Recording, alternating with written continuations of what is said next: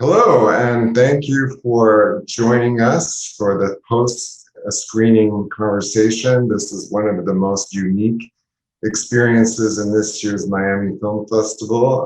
The opportunity to watch all 6 episodes of this extraordinary limited series is something that is not often done in the film festival setting. So we're really grateful to you for being here to share this important story with us at the international premiere. My name is Jaie Laplante. I'm the executive director and co-director of programming for Miami Film Festival. And I am joined for this conversation by the man whose vision behind it was instrumental to make this project happen, the producer and the director, Olmo Figueredo. Olmo, welcome. Hello, Jaie. How are you? Very well, thank you.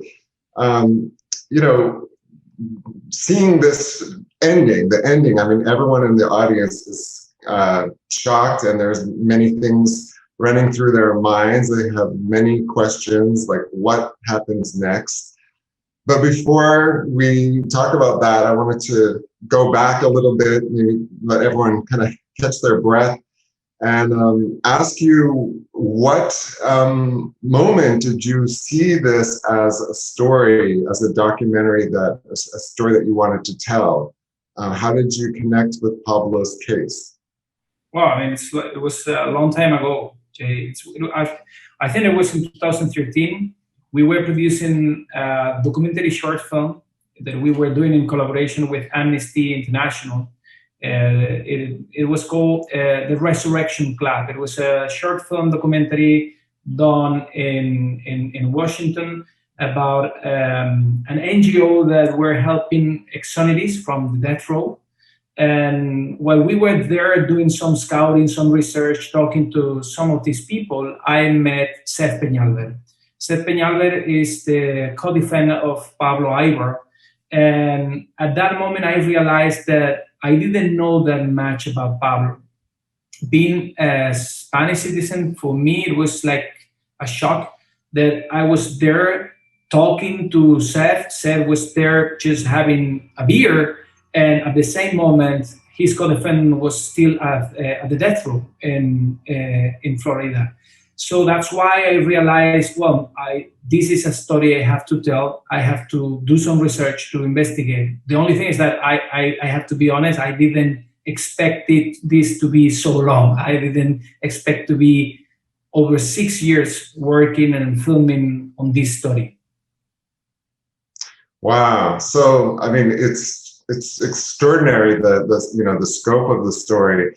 One of the things that struck me when I watched the series is how Shakespearean it is in terms of the epic themes that collide and the vast amount of characters.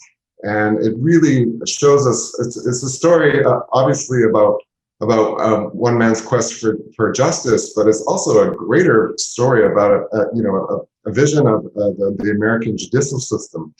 What did you learn, or how did you start to notice how the shape of the story was taking place as you were creating it, or following it, I should say? Yeah. Well, of course, at the beginning, my main focus was Pablo and his story. But then I realized that, to me, it was much more important to focus on his family, on the lawyers, on the prosecution, on the victims, on all those people who, on an indirect way, has been affected, has been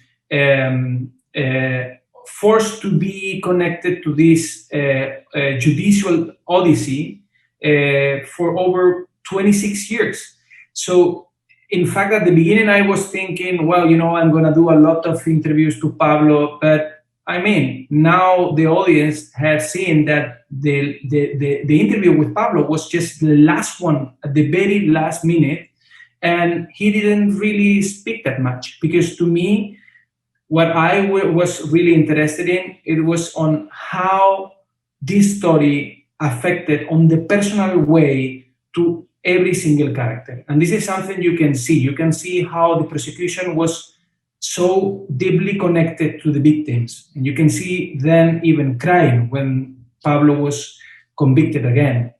You can see how the lawyers, like, for example, Benjamin Waxman, was so personally affected that he was again crying. And this is something that for us, normal citizens, we don't really know that. We always think that the lawyers and the prosecution are like really cold people with no real emotions. And that's not true. They suffer. They've been suffering for over 10 years working on this case. And to me, that was something really, really special, because then you understand that this is not fiction, and that's a reality. This is a documentary. This is something that affects many people. It's a very sensitive thing. It's a very sensitive topic. To me, it was also very complicated and very complex to balance all the story on a way where I can give voice to everyone. Because for me, the most important thing was not to tell the truth,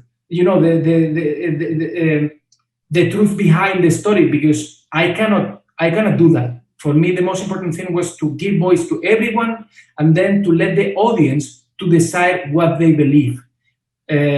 So I mean, it's a very interesting topic, very complex, very difficult to assemble, but this is what we did. Well, I want to compliment you because a lot of what we know about the judicial system comes from experiences like watching Law and Order, which again is very much about plot. I mean, it's a great show. I love Law and Order, but it's really about plot. And what you just said is really beautiful about how you capture the impact on these lives, that is not just for one moment or one case or one trial, but a lifelong impact, and we really feel that. And the orchestration of all of these storylines and all of these characters and how they were affected is an extraordinary juggling act, like you just said. I really want to ask you in more detail, though, how did that editing process come about? Like, how did you layer the story? I mean, was the editing as long as the shooting almost? It must have been quite a process. Could you talk more about that? Yeah. I mean, we've been 18 months editing. At the beginning with 3 different editors. It's been really, really complicated. I mean, for me, the worst nightmare was episode 2. Episode 2 was the most complicated one, because episode 1 and 2, somehow we decided to work on episode 1 and 2. They are somehow connected, as episode 3 and 4 are also connected. So episode 1 and 2 is like the introduction, the context to the story, to the audience. And episode 1 is the voice of the prosecution. It's the voice of the victims. It's the voice of the police. That's why we give all the details, all the facts that police, prosecution, and the victims says that Pablo is guilty. When you finish, then we always add this turning point, like a cliffhanger at the end, so that the audience, if they've been thinking, okay, now I'm convinced that Pablo is guilty, then you stop and say, well, wait a minute, maybe I was wrong. And there you have the cliffhanger. Episode 1, it tells the story from 1994 to the year 2001. So somehow we are talking about 6 to 7 years. But the episode 2 was really, really complex, because we needed to tell the other story, the story of the Aybar family and the lawyers, that we had to summarize in just 55 minutes a story from 2001 to 2019. And that was really, really heavy. I think we did 36 edits from episode 2, 36 different edits. Wow. With different ways of, with different archive material, with different approaches, different things that were very important, but somehow you need to decide what thing has to be inside and what thing has to be outside. The story is much more, it's bigger, as you can imagine. There were more characters, there were more lawyers, there were more events, but we needed to tell the story on a way where the audience not lose, that the audience never loses the plot.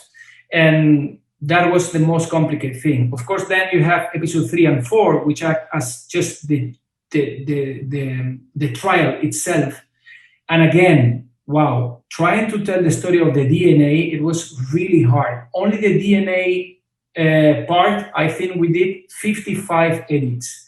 And I have to thank so much Joe Nascimento, my dear friend now, because he really helped me on a way that I could understand how the DNA works. But again, even for me, it was so complicated to understand the DNA. So I just cross my fingers, and I hope that the audience there understand what we try to portray, because at the end we've summarized over 2 months of trial in just 2 episodes of 55 minutes. So very, very complicated.